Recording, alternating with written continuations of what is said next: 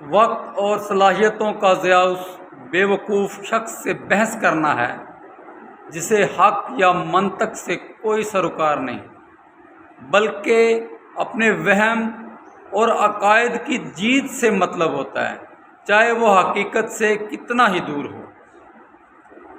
بے معنی ابحاث میں اپنی توانائی ضائع نہ کریں۔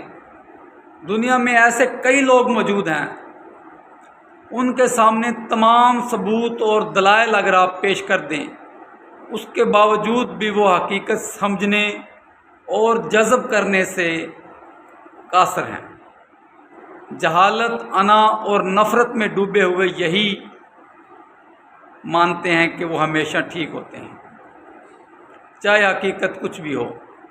جہالت کی آواز جب بلند ہونے لگے تو عقل اور منطق کی آواز کو روک لینا ہی عقل مندی ہے۔